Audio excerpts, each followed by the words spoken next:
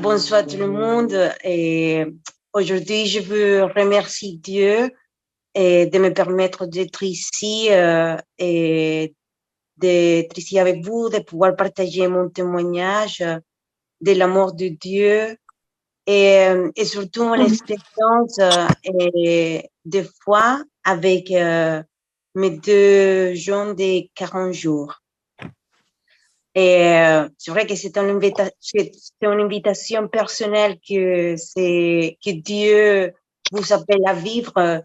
Et il faut demander la grâce parce que c'est vrai que humainement, c'est pas possible de faire ça sans avoir Dieu de ton côté.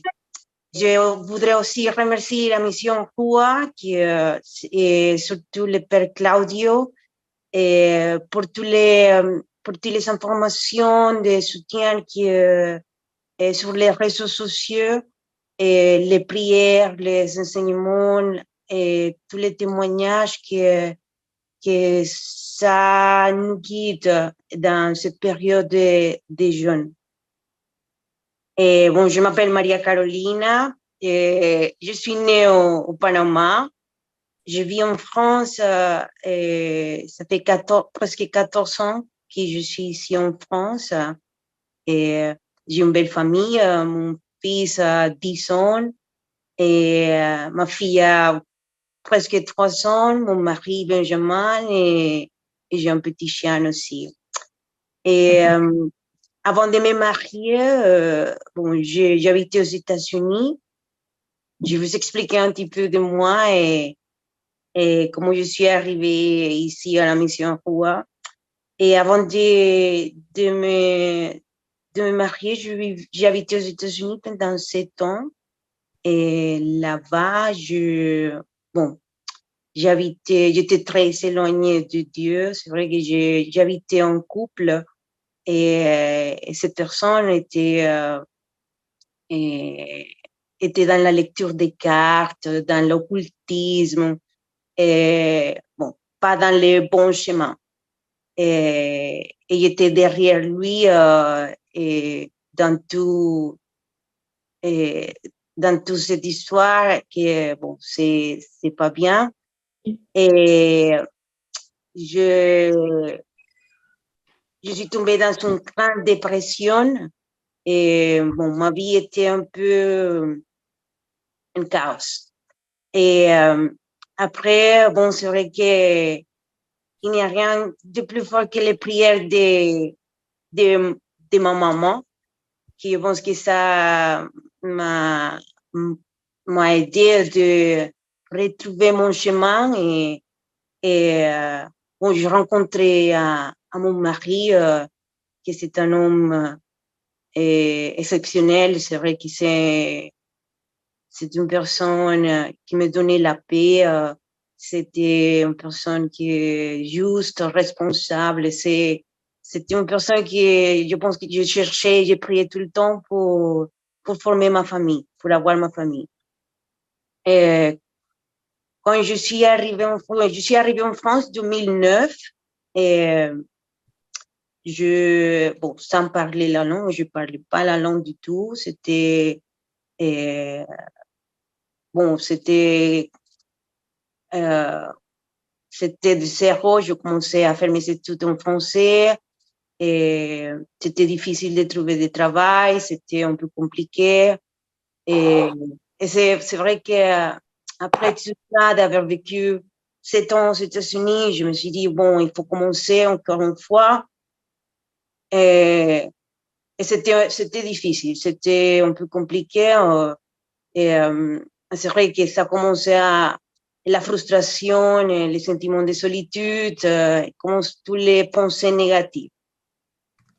À la naissance de mon fils, et je commençais à avoir des problèmes avec mon mari, des disputes, que c'est vrai que des fois on se dit des choses qui peuvent blesser et, et que c'est difficile de guérir. Et, et bon, pour mon fils, je commençais à prier les chapelets. Pour moi, c'était une façon de m'approcher un peu. Et c'est vrai qu'on ne croyait pas, mais je pense qu'à partir de ce moment-là, que Maman Marie m'a pris de sa main, m'a dit, tu dois rester avec nous. Je vais t'amener à mon fils. Et c'était comme ça, dans les 2018, je suis allée à Panama et c'était une retraite. Je suis allée avec ma meilleure amie, deux de mes meilleures amies. Nous sommes allés dans une retraite spirituelle et pour moi, c'était un changement. C'était un avant et après. Et c'est passé d'un Dieu lointain à un Jésus proche, fidèle, un Jésus qui m'a pardonné, miséricordieux. Enfin, après de sa retraite, je voulais partager ma joie. Je voulais embrasser tout le monde. Je voulais dire que c'est vrai qu'il y a un Dieu qui est miséricordieux, c'est un Dieu d'amour, un Dieu de pardon. Et bon, j'étais plein de l'Esprit Saint. J'ai commencé à avoir l'habitude d'aller à la messe presque plusieurs fois dans la semaine et aussi de l'adoration. Mais quand ça arrive le 2019-2020, je pense que c'était une année compliquée pour tout le monde, avec le Covid, les confinements, et toutes les églises sont fermées. Après, je suis tombée enceinte et après 7 ans, et on était confinés, c'était un peu difficile. Et la grossesse était compliquée, j'avais des fibromes, j'avais la diabète gestationnelle, j'avais un problème de coagulation, j'avais presque toutes les choses pour que c'était un peu compliqué pour la grossesse. Après la naissance, l'accouchement aussi, c'était compliqué. Et c'était un césarienne. Et 2 semaines après, j'ai des soucis des hémorragies. J'ai fini à l'hôpital à cause de le fibrome. C'était tout un mélange de choses. Et ma fille à la maison, l'allaitement, c'était tout un chaos dans ma tête. C'était tout. Et je laissais Dieu d'un côté.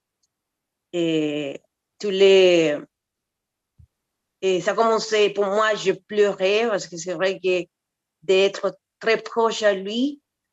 Et après, c'était compliqué pour moi de m'approcher des prières, de,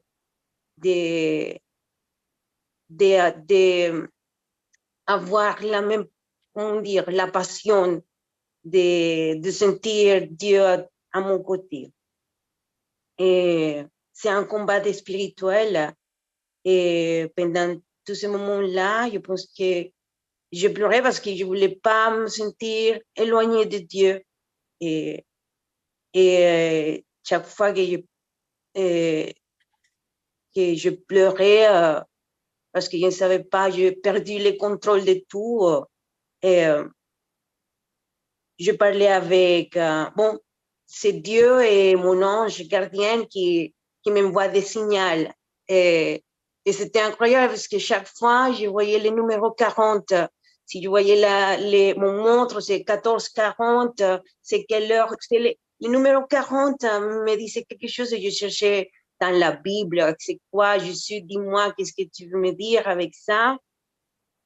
Et un jour, j'ai regardé sur YouTube qu'est-ce que signifie le numéro 40 dans la Bible. Et c'était marqué changement, change. Et après les 40 jours de Jésus dans le désert, Et après les 40 jours, après la naissance de Jésus, la présentation, et c'était symbolique les 40. Et je me suis dit, bon, je pense que...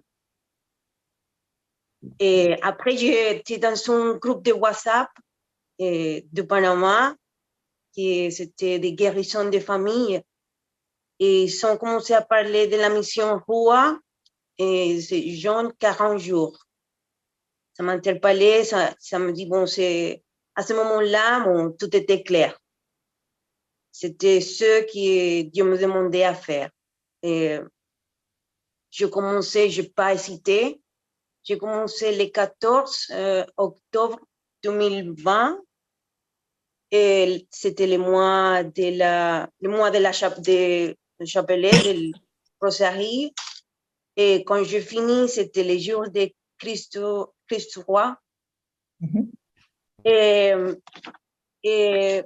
bon, quand on est dans les jeunes, il y a plusieurs des attaques, il y a plusieurs de pensées que tu ne peux pas arriver à faire ça, que c'est impossible. Et tu ne peux pas... Bon, pour moi, c'était... J'ai rencontré à mon mari, comme j'allaitais.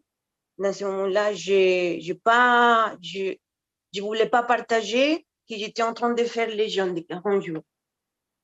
Et je pense que je parlais qu'avec ma meilleure amie et ma sœur. Et, mais c'est un combat spirituel qu'il faut savoir que c'est pas nous, c'est pas possible de faire nous-mêmes. C'est quelque chose que Dieu, Jésus, c'est à côté de toi. C'est Christ vit en moi, jeune en moi, c'est toi qui fais ça pour moi. Et bon, dans les réseaux sociaux, sur les sites de YouTube, on peut trouver beaucoup d'accompagnement c'est pour ça que les Zoom, je pense que c'était à partir de ce moment-là, à partir des confinements, que c'était plus pratique pour faire des prières, pour s'accompagner dans ces moments de solitude. C'est vrai que pour ces 40 jours, je ne savais pas quoi demander à Dieu. Je dis, bon, si que soit ta volonté, que soit ta volonté.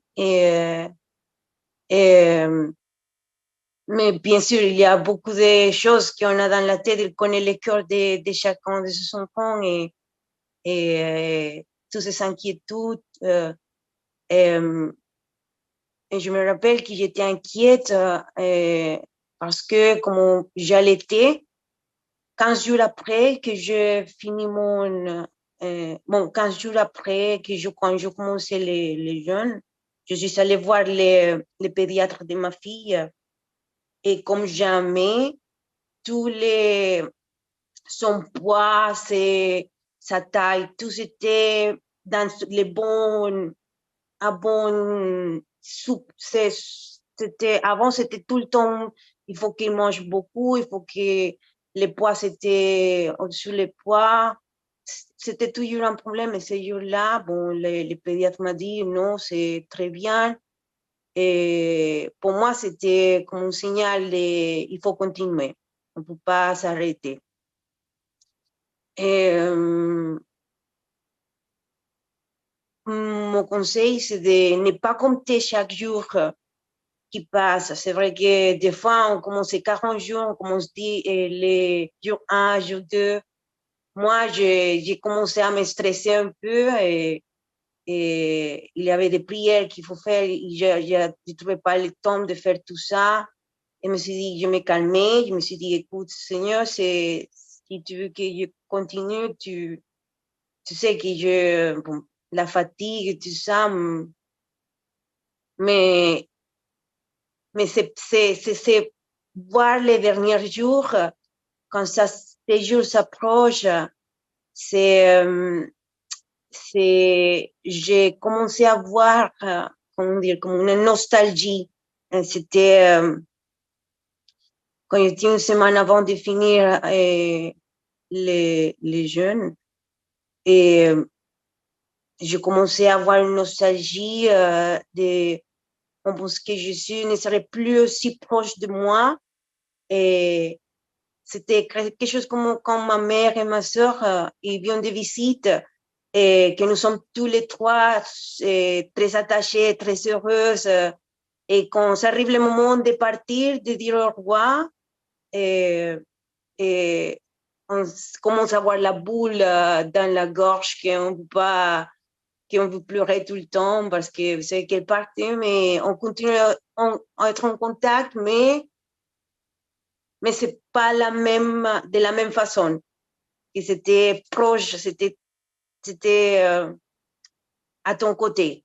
C'est une expérience de foi qui, c'est vrai que, bon, chaque personne peut la vivre d'une façon différente, mais pour moi, c'était comme ça. Je pleurais parce que je voulais pas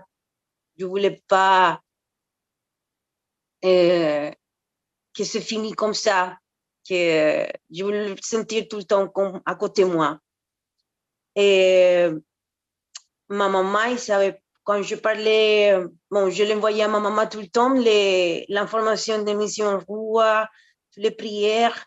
Et à la fin, ma maman m'a dit qu'elle était très touchée pour les témoignages. Et c'est dans ce moment-là que je parlais avec elle, que j'étais en train de faire les jeunes et croyais pas.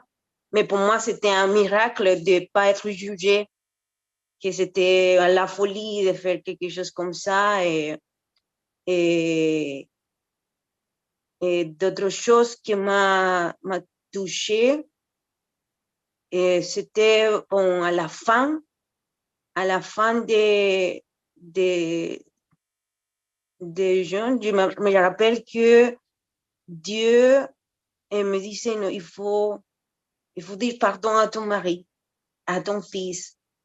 Et il y a plein de choses que l'Esprit Saint commence à te parler, des choses que on ne sait même pas qu'on pouvait blesser la personne de telle façon qu'après on commence à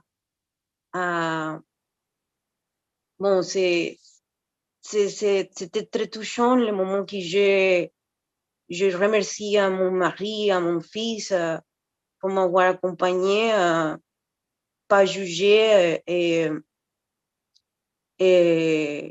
que je lui demandais pardon et avec des larmes, on pleurait, après on s'embrassait et c'était un moment vraiment touchant, un moment qui je garde dans mon cœur.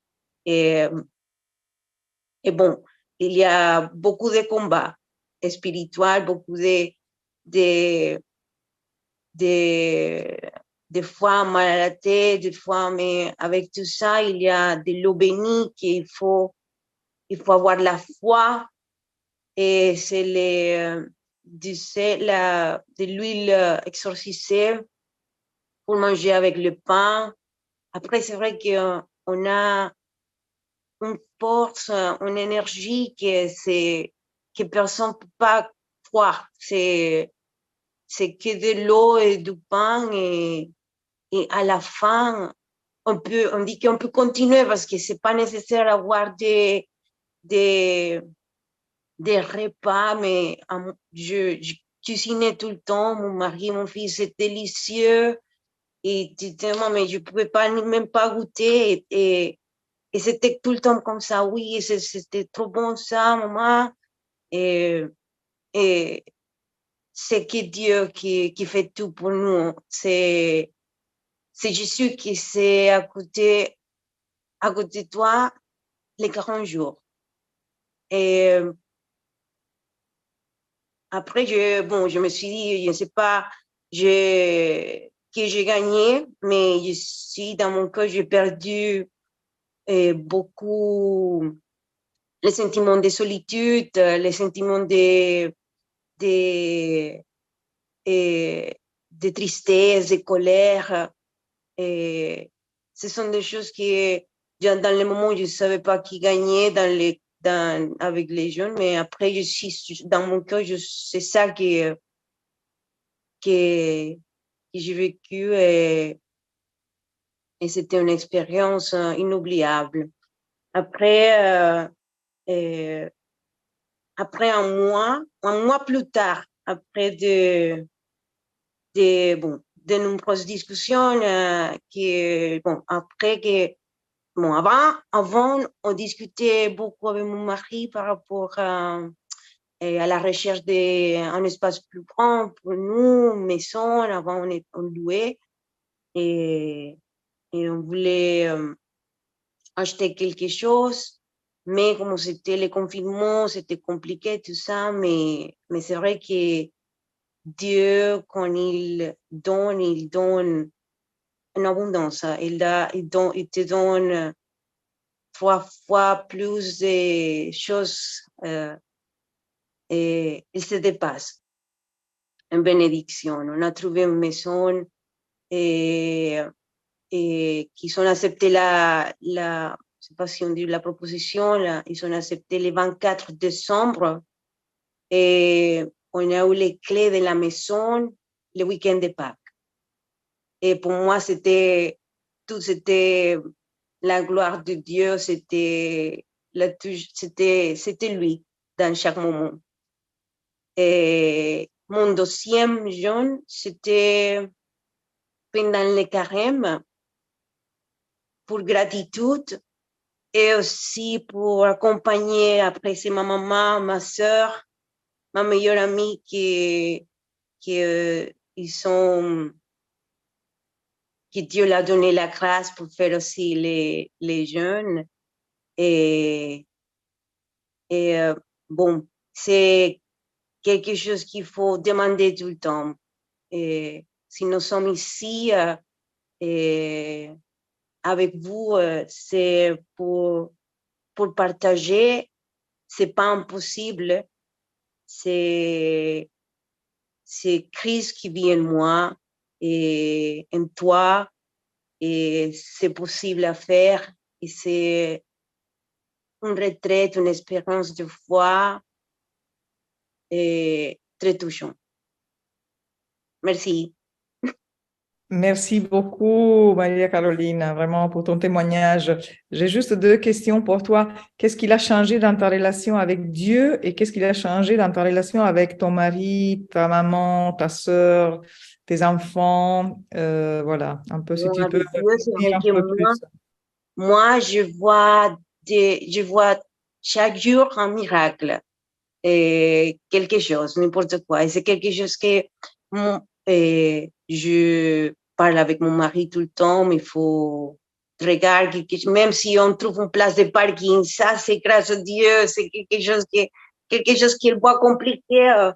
J'essaie de voir des miracles chaque jour avec mes enfants et je veux qu'ils connaissent l'amour de Dieu, que si on suit Dieu, c'est très simple, c'est de pardonner et de s'aimer et de voir Jésus comme un ami et qu'ils ne sont pas tout seuls et que mon rêve, c'est que toute ma famille soit dans la vie éternelle. Ça, c'est vrai que c'est le rêve ça doit être le rêve de tout le monde.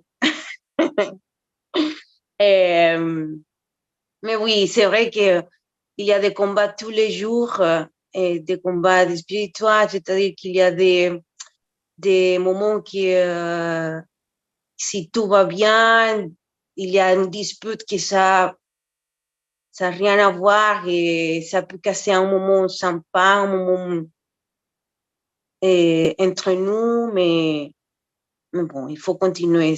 On peut pas. Il faut continuer, il faut prier, il faut pas se laisser faire et, euh, et Dieu, il est toujours avec nous, c'est miséricordieux, C'est merveilleux.